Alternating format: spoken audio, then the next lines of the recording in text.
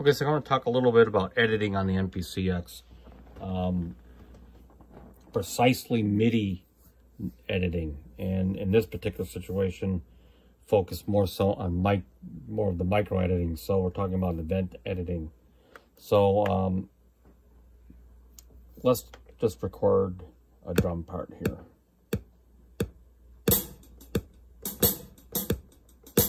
Okay.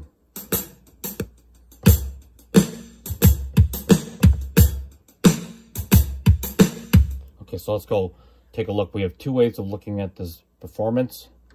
We've got a good old piano roll editor, and then we have this mode here, which is event step editor, okay? And they're both totally different, okay? So let's go take a look at this, the good old standard piano roll editor, okay? So I'm trying to make it real big here. Okay, so it's 1 bar.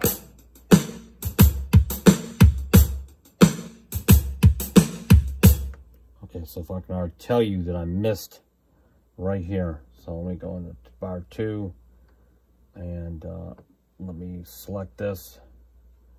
And I can just hit shift and delete. Or cut, excuse me. Okay, so let's go back to bar 1. And actually I just did a micro edit right there. I snuck one in without explaining. So here's the deal. You've got these 6 soft keys on the screen. It says don't snap, nudge, start and edit end, transpose velocity, and then if you hit shift right here, you get another 6 buttons. Time correction, cut, copy, paste, mute, solo. Okay, so what this is basically your 6 modes of handling MIDI edits, anywhere from 1 note to many notes to even everything in the window, for example. So for example, I can take this and I can highlight this note here and I can nudge it. See, back and forth, back and forth. I can nudge it without snapping, which kind of gives you that fine moving back. It goes sort of in between the quantization of in this case 16 notes. Okay. I can edit the start point, so that's taking the note and not moving it from where it's at. It's just moving it either in or out. So I can move it in this way, or I can do the end point. I can move it out this way. Okay. And then you can transpose. See, you can move that note. So pretty basic stuff, but it's very intuitive and easy to get to. I can grab a selection of notes like this. Now I can take that and manipulate any one of these features, including cutting them out. I'll just undo that. Now, ironically, if I hit a little shortcut, if I hit the notes that I played, it's going to automatically select the entire line of the performance. Like that, see? So, little shortcut. You know, and there's a use for all these, you know, shortcuts and so forth, depending on what you want to edit and how you want to edit it. Okay, so let's take a look at the same performance. We're going to go into, this is pretty cool. This is your event step editor, okay? And this looks funny, at least to me it did, but then it kind of started to make sense. You're working on a linear and a chromatic timeline, okay? And you're looking at 1 note at a time. So in this case, you know, every pad on this MPC represents 1 note here chromatically. That's how it is default. And we're looking at it at a resolution of 16th notes, okay? So if I play this, okay, okay, so, so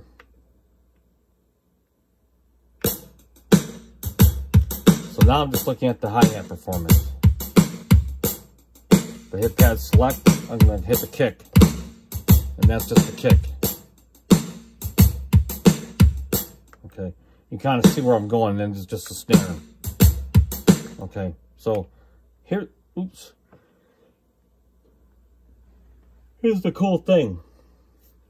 So here's, we'll go back past, like, here's the kick performance. What if I wanted to add a kick? Okay, so incidentally enough, these wonderful 16 pad, or 16 OLEDs and encoders automatically change their function no matter, depending on what button and what mode you're in. So in this case, each one of these pads represents one of these encoders. So check this out. I can add a note just by turning the dial, and here's the velocity. Thusly, I can take a note out, or increase the. And where this kind of gets pretty interesting, and it, you know, it's possible to do. So let's go select. If you highlight, this is highlighted, pad select. It's kind of a lock, and so now here's the snare. Now I can deselect pad select and change the time division to 30-second notes, and now you can see how you can start adding. These are at the resolution of 30-second notes, so this is kind of like a little buzz roll 30-second note.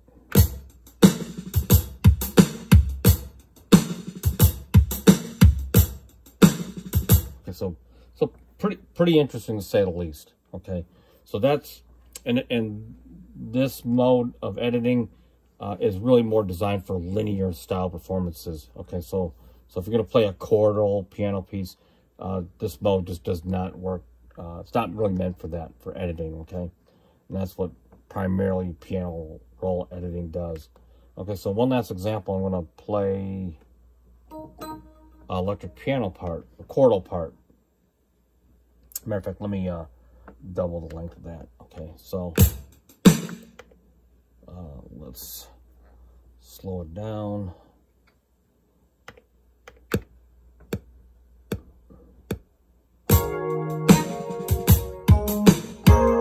Matter of fact, what I'm going to do is transpose it.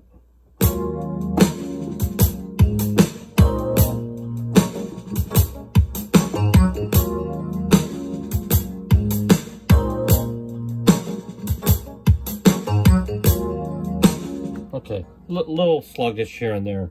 So let's go take a look and see what this looks like. So I'm going to go and get the 2 bars showing, and then I'm going to compress it so we can kind of see everything.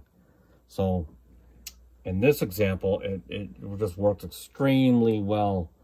You can see everything, the chords, where it's at. You can shift chords. For example, I can nudge these 2 little things over, hit nudge and stamp it to the grid if I need to, like this.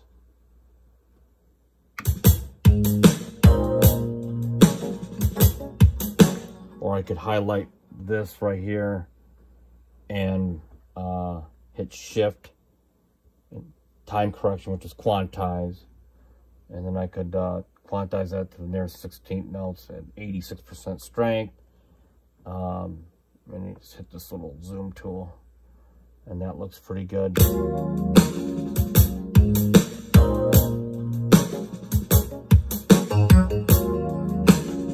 You know, you can go in and you know, select maybe this region and change the velocity. Okay, so it works fairly well. As a matter of fact, let me see if I can just change this velocity here alone. That's a little bass note here, down there, right there. So you can change the velocity.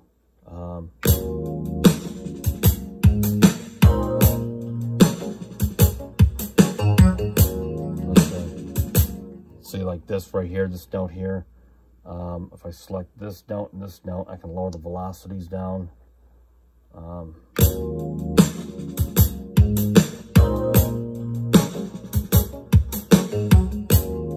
Okay, so you can then You can change the endpoint right here, move it back and forth. Again, you can hit the don't snap, that way you can kind of dial it in exactly where you want. Or you could select everything, oops, and you could transpose everything.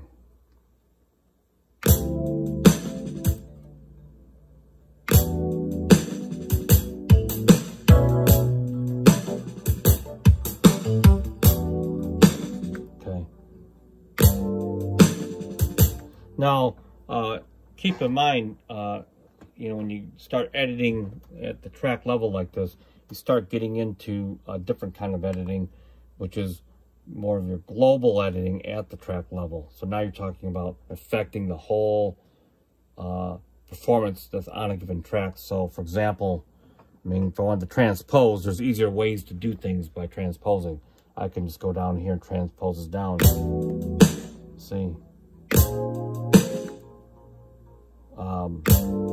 Just like if I were to go into here, for example, and have all this selected and hit shift cut, right? And you can do that, and it's like erasing a track. Let me just undo this so you can see. Okay, but you know, an edit like that can be easily done by just going into here and erasing, you know, from this bar to this bar. So keep a note that Akai gives you that flexibility of being able to do various different edits depending on the context of the workflow. So, for example, getting a little off track, but let's say this chord here. I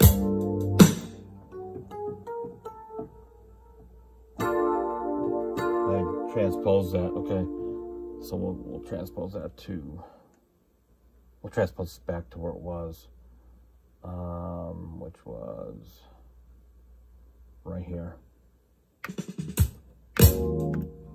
Okay, so for example, instead of going into here and I would say I wanted to get rid of that first chord here, all I had to do was is go into here and hit erase and then hit the note. See, and that was pretty much it. You hit erase and you can't see my hand, but I was hitting the chord, that first chord. So there's other intuitive ways that you can get the same thing done. It just depends on, you know, the context of how you want to do it. But it's good to know all these features because it just empowers you to be able to work around this to make this thing work for you, as opposed to this thing controlling you because of the lack of knowledge, okay?